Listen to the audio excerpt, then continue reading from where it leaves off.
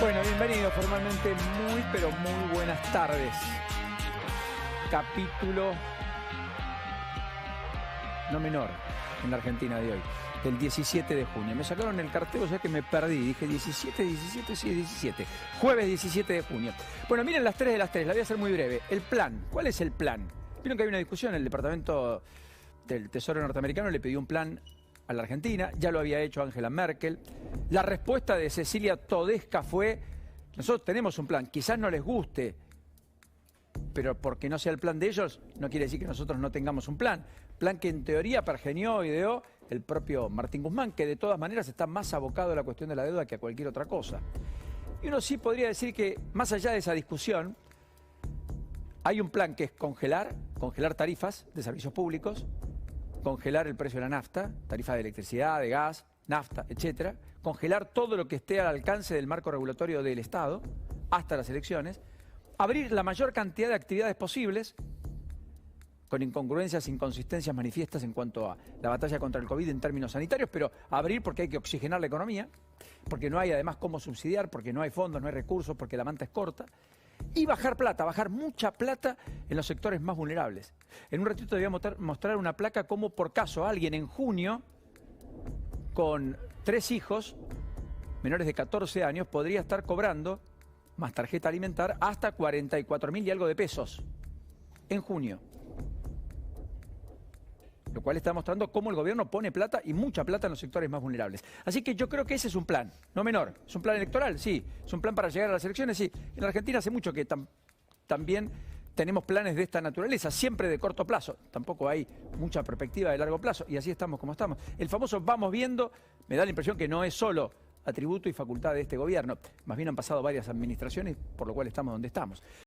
El segundo tema es la inconsistencia sanitaria y el conflicto político que despierta la inconsistencia sanitaria. Miren las imágenes de lo que ha ocurrido en Peguajó, en 9 de julio, en Puan, en Varadero, en Bragado, en Castel, donde ustedes quieran, del 80% del territorio de la provincia de Buenos Aires, donde más de 70 distritos no pueden dictar normalmente clases. Esta es una imagen de 9 de julio. Le pido al dire que vaya modificando la escena para que ustedes vean la enorme cantidad de protestas que hubo en el día de ayer. Esta es una imagen de 9 de julio. La anterior era, vale la pena decir, Peguajó. Esto es 9 de julio, ayer por la tarde. Esta es Peguajó también. Todo esto frente al Palacio Municipal. Allí gobierna Pablo Zurro, dirigente de los más combativos desde el Frente de Todos. ¿Y por qué esta inconsistencia sanitaria? Los bocinazos, los banderazos, por la falta de presencialidad, etcétera. Bueno, básicamente porque lo que contaba yo ayer aquí, todavía muchos no se dieron cuenta, pero el fin de semana vamos a tener teatros y cines en lugares como Mar del Plata, habilitados, abiertos, los cines con hasta un 30% de aforo, donde además van a poder comer los chicos golosinas, tomar una gaseosa, etcétera, en el interior del cine, con por supuesto la distancia social, con todos los protocolos que conlleva, esa apertura, etcétera.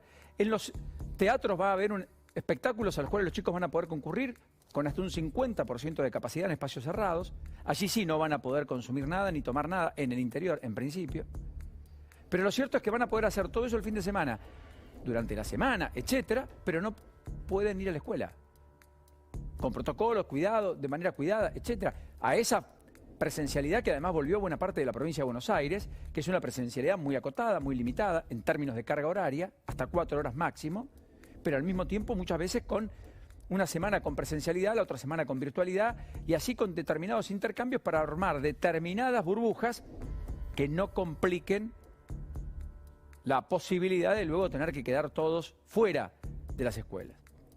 Así que yo diría que acá hay una inconsistencia sanitaria muy manifiesta. Puan es el ejemplo más drástico. Miren lo que es Puan hoy. Informe oficial del municipio en el sur de la provincia de Buenos Aires. Hoy no tiene Puan pacientes en unidades de terapia intensiva. No los tiene, 0. Ocupación de camas, área COVID, 35%, poco más de un tercio. 2/3 partes casi libres. La ocupación total del sistema, menos del 30%. Sin embargo, en Puan, en algún momento tuvieron 4 pacientes en unidades de terapia intensiva, antes de las restricciones de mediados de abril. Por entonces había clases normalmente, con presencialidad. Hoy, con este cuadro sanitario, no hay clases.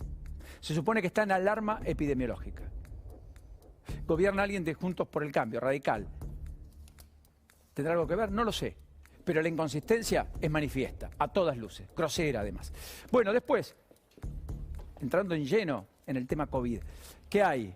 Muchas variantes, perturbación y algo de saturación creciente. Y hay mucho rostro humano de mucho dolor, con muchos muertos. Acompáñenme. ¿Por qué? Porque la Argentina ya tiene más de 86.000 muertos, probablemente 90.000 cuando terminen de cargar todavía lo que quedó pendiente en los registros, ese registro que además no tiene precisión, no carga los muertos de los últimos días, ni mucho menos.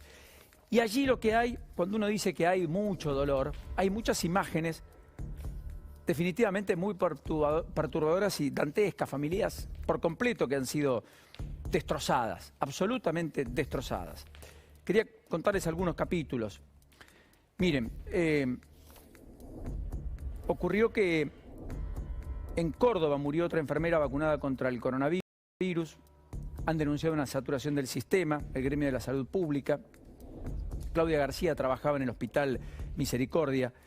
Y al igual que el médico de Altagracia, que contábamos hace un tiempito, que perdió la vida durante la semana pasada, había sido también inmunizada frente al COVID.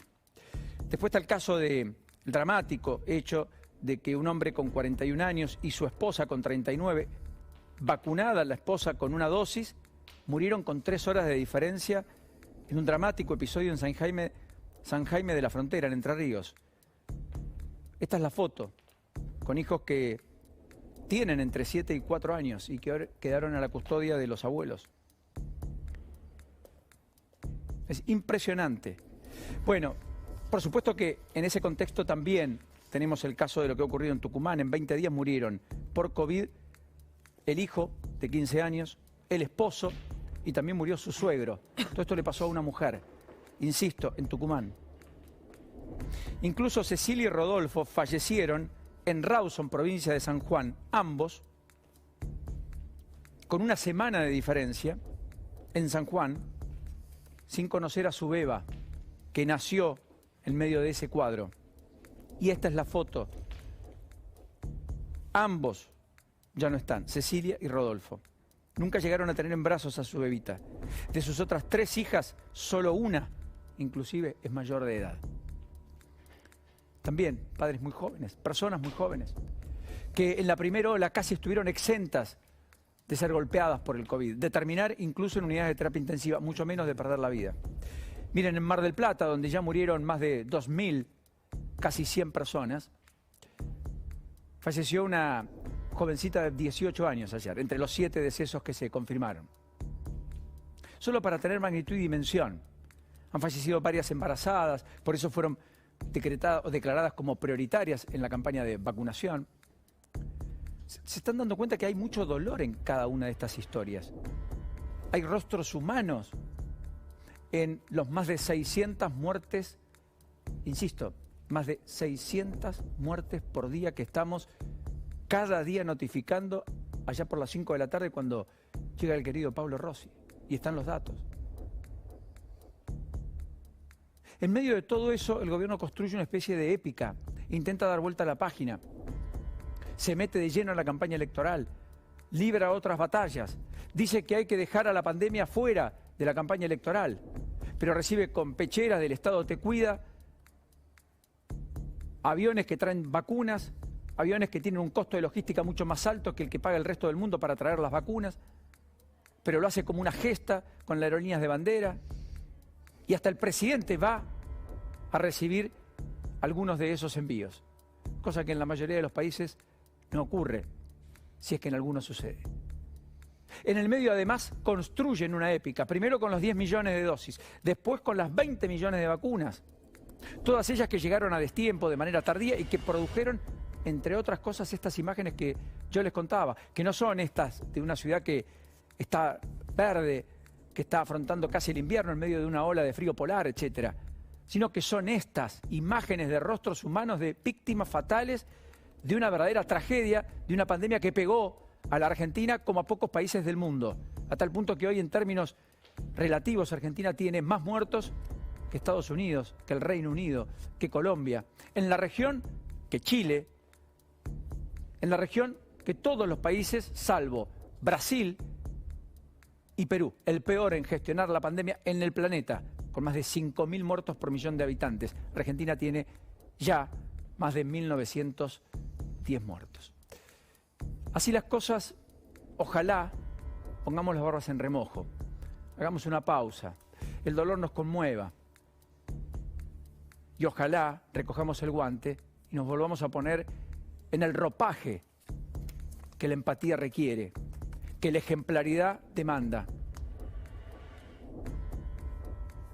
para acelerar la campaña de vacunación, esa que ayer logró inocular 300.000 personas, la inmensa mayoría con primera dosis, pero unas 60.000 con la segunda dosis, para que finalmente esa vacuna, que es el salvoconducto que utilizó el resto del mundo para empezar a dar vuelta a la página de la pandemia, sea lo suficientemente voluminosa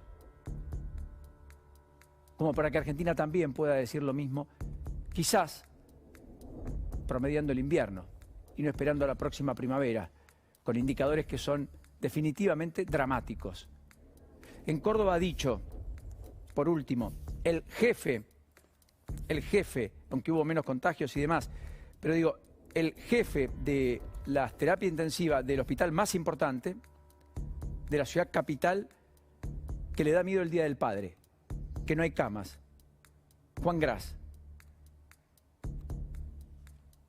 No llegamos al pico de contagios, tampoco de internaciones, tenemos que saberlo. El mejor regalo que podemos hacer a nuestros padres es cuidarlos y no visitarlos. Estamos insistiendo en el mismo método de la primera ola, de hace exactamente un año. ¿Se acuerdan lo que era? Al padre de lejos. Mi hija saludó a su nieto, a su abuelo, a mi papá, desde abajo, en un balcón, a 6 pisos. Ese no puede ser el remedio frente a la posibilidad que nos da la vacuna, que es justamente oponernos a eso y empezar a devolver la humanidad también. Dijeron al principio de la pandemia, vamos a salir mejor de la pandemia. Me permitía dudar, estaba en otra pantalla. Lo dije, pueden buscar el registro. Bueno, ahora ya no tengo dudas. No solo no salimos mejores, creo que salimos, muchos salen infinitamente más egoístas. Pero eso sí, la pandemia sacó careta.